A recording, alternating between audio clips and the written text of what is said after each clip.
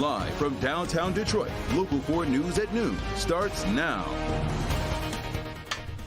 It's not exactly how we hope to kick off our new newscast for you on a Thursday morning. This is kind of how things look. The snow causing quite a few headaches for any drivers that weren't working from home or home from school today. Well, hopefully a lot of you did have that view, which was a salt truck in front of you, and not this view, which was a spin out next to you.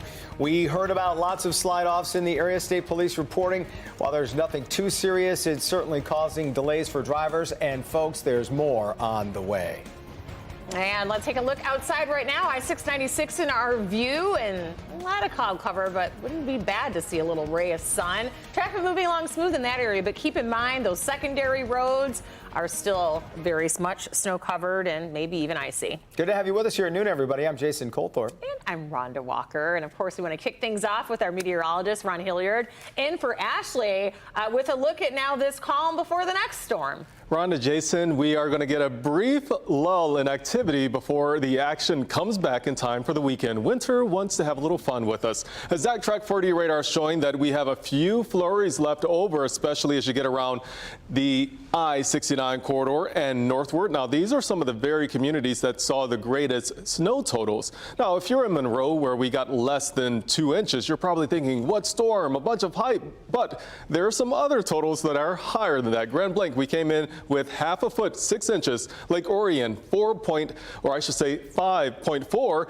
We have 4 inches for Howell, Ann Arbor, and Romulus, 3.6. Detroit, we're at 3.5 inches. Now, these are the highest totals coming in, and they're coming out of the thumb. Lexington and Deckerville around 10 to nearly 11 inches of snow. And then you have those totals that are around a half foot in other places as well, such as Lakeport and Peck in Sanilac County. So here's another look at 696 in Southfield. Those temperatures at this point are in the mid-20s after starting off in the lower 20s and a couple of locations in the teens this morning. We're at 30 degrees for our high this afternoon, and those temperatures are going to feel a little bit cooler out there with the wind chill. So coming up, we'll talk about that big storm coming for the weekend and cold air for next week. Jason Aranda? He said big storm coming up for the weekend. Bigger. Yeah.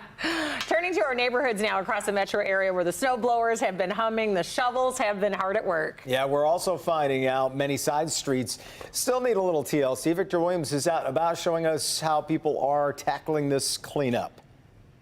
Well, this snowfall, although it's a minor inconvenience to a lot of people, some have actually had a good time dealing with all the accumulation this morning. It's been crazy. Like, people don't know what they're doing. They're just driving just to be driving. The snowstorm from Wednesday night leading into Thursday morning was almost too much for drivers like Mimi Cardwell. The roads are horrible. I don't know where the salt trucks at. Where are they? You know, It's been real bad. Mimi didn't see them because salt trucks and plows, well, they spent most of the morning focusing on making sure freeways and main arteries were clear. Residential streets, however, were still covered in snow for the most part. They're bad. Okay. But I'm assuming by the end of the day, everything should be a whole lot better. I'm hoping. Some started the day battling the snow well before the commute, like John Hicks, shoveling snow to make sure his family is safe. My wife has to go to work soon. So I do this side of the driveway first because that's where her car's at, and then I do my side and the sidewalks. So the snow is pretty light. We got a lot of it, but it's not as thick and heavy. It's not wet like some snow, so I'm thankful for that since I got to be out here shoveling it. But others like Frank De Sauteo shoveled to make sure the neighborhood kids were safe. Coming out here out of the kindness of my own heart, and I'm shoveling the snow so that the kids can come outside here and play. I've been up all night shoveling snow, actually, and I've got it down to where I don't have to get off the snow blower, waste gas. Either way, it's nothing new for those living in our region. It's truly just another day. It's just another snowstorm. I've lived in Michigan most of my life, so sort of used to it, I guess. Just part of living here. It's the same. We all just play like we're not used to it. I'm used to it, you know. I just wait for it to come. I'm like, okay, it's time to be aware and be careful out here and drive for others because people just don't know how to drive these days. And if you're not a fan of this weather, driving in it, living in it, or anything else, even just existing in it, unfortunately, we have more bad news for you as another round is on the way. Victor Williams, Local 4. Well, it is winter. Thank you, Victor. And we want to see what it looks like around your yard. Send us your pictures. We've gotten a lot of good ones in. Here's one that came in. Many kids out of school today because of the snow.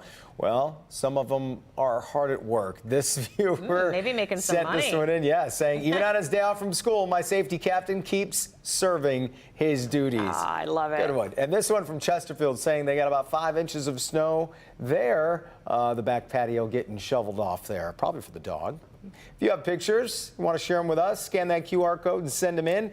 We would love to see them and share them on the air. Now to some breaking news in Washington, D.C. The Senate voting to confirm Robert Kennedy Jr. as Health and Human Services Secretary. Mitch McConnell, the lone Republican senator to vote against him. Democrats were up all night protesting his nomination by highlighting his debunked claims about vaccines, his views on abortion, and the threats they believe he could pose to health care programs like Medicaid.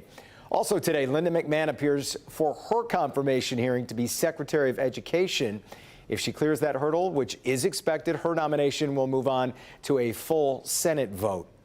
President Donald Trump also promising new tariffs on U.S. trading partners. He's expected to share that announcement today. He said on social media there will be a news conference from the Oval Office this afternoon. Sunday, the president saying he planned to slap reciprocal tariffs on every country that imposes import duties on the U.S. In his first month in office, the president already implementing new tariffs on China and talked about tariffs for Canada and Mexico. They're officially on hold for now.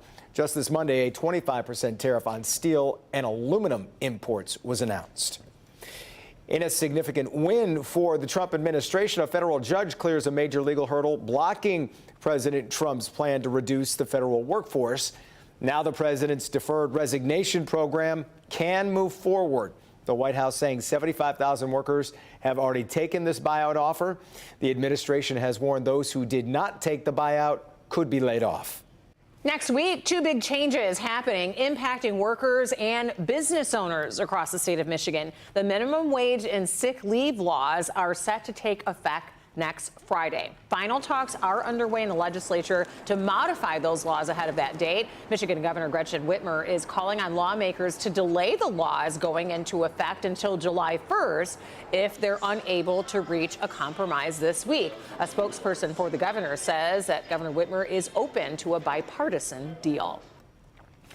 Today marks 2 years since the mass shooting on the campus of Michigan State University, where 3 students died and 5 others were hurt. Classes canceled for the day today, but the university is open to support students and faculty as the campus honors those lost and hurt. The university and several of its leaders are now facing a $50 million lawsuit. It was filed on behalf of a student who witnessed the shooting 2 years ago. The lawsuit claims that the school was grossly negligent and ignored security concerns before the shooting. We did reach out to MSU for comment. They responded saying that they do not comment on pending litigation.